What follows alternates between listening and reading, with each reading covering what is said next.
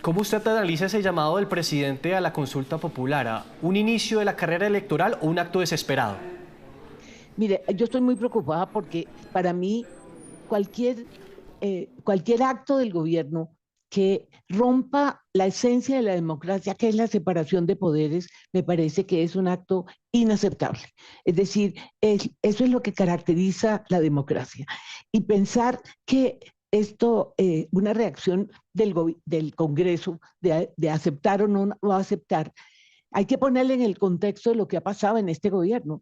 Por lo menos recuerdo 8 iniciativas del gobierno que han sido aprobadas por el Congreso. Ahí sí, entonces el Congreso perfecto. Una de ellas, dos de ellas las presenté siendo ministra de este gobierno, que fue el derecho de los campesinos y la jurisdicción agraria, que son actos legislativos que requirieron un proceso mucho más complejo y el Congreso se los aceptó. O sea, cuando el Congreso le acepta lo que el gobierno quiere hacer, entonces sí es perfecto. Y si no, es un ataque a la democracia, me parece que Claro. hay algo muy grave. Segundo, me parece que es muy importante que el presidente entienda que la expresión del pueblo no es solamente el gobierno, la elección del gobierno, el pueblo también eligió al Congreso, inclusive con el doble de votos de los que recibió el presidente. Entonces, decir que el pueblo solamente existe cuando habla el gobierno y desconocer que el pueblo también se expresa a través del Congreso es desconocer la democracia. Entonces, me parece que estos son elementos que hay que mirar con mucho más detenimiento. Doctor, usted estuvo al interior del gobierno y estábamos hablando con Fabio Arias y la senadora Marta Peralta de esas 8 iniciativas que se aprobaron en el pasado. Ellos dicen que el momento político era distinto, es el argumento de ellos. ¿Qué pudo cambiar del inicio de ese gabinete donde usted estuvo y fue ministra de Agricultura a este gabinete final? Pues yo no sé si eso tiene que ver con el gabinete.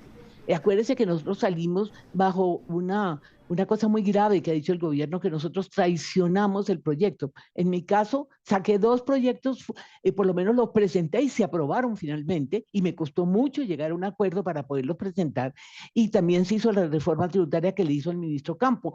Entonces, yo no entiendo por qué cuando se aprueba, entonces sí, el Congreso funciona y cuando no se aprueba, el Congreso es un enemigo. Eso es lo que a mí me parece terriblemente preocupante. Ahora, que son gabinetes distintos, sí, vamos a ver a esto por qué los sacan. Los Sí. están regañando permanentemente, pero son totalmente leales en el concepto que el presidente entiende por lealtad, o sea, que no cuestionan nada al gobierno, al presidente. En el gobierno nuestro, en la parte nuestra, cuando nos tocó, el presidente era mucho más abierto y había posibilidad de discutir. En mi opinión, eso se ha perdido. ¿Y por qué se ha perdido? Y se lo pregunto en lo que usted ha podido ver de esos 3 consejos de ministros televisados. ¿Era así cuando usted estaba con él como ministra de Agricultura? No, no, no, para nada. Primero el presidente hablaba menos. Ahora uno ve estos gabinetes en televisión y el presidente es el gran protagonista. No era el gran protagonista cuando nosotros estábamos. Él permitía un debate y ahí los que actuábamos eran muchos, nosotros y discutíamos con los otros ministros, pero el presidente actuaba muy poco. Él dejaba que hubiera discusiones. Ahora yo veo que él es el gran protagonista, regaña públicamente a los ministros como si él no tuviera nada que ver con la ejecución. Sí, ¿qué tanto tiene que ver o qué tanta responsabilidad tiene el presidente en este momento, no solamente en ejecución, en el trámite de las reformas? Ya pasó la pensional, pero la de salud y la laboral están ahí, haciendo agua. Es que una cosa es que haya puntos en los que esté de acuerdo el Congreso, esté de acuerdo el país, y otra cosa son reformas sobre las cuales haya críticas. Y el presidente tiene que aceptar que la democracia es eso, para eso es el Congreso. ¿Por qué se está discutiendo mucho más beligerantemente esas 2 reformas? Porque hay temas que no convencen.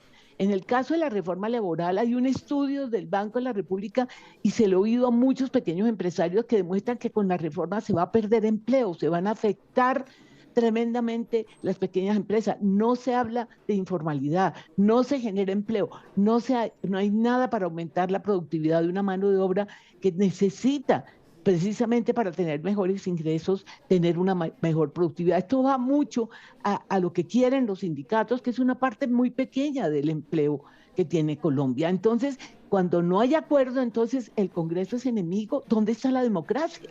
¿Dónde están los debates?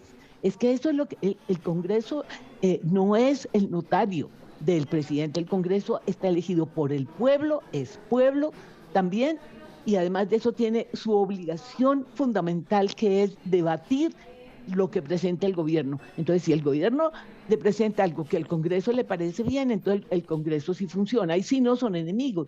Es ahí donde el presidente tiene que entender que la democracia es respetar la autonomía y la independencia de los tres poderes.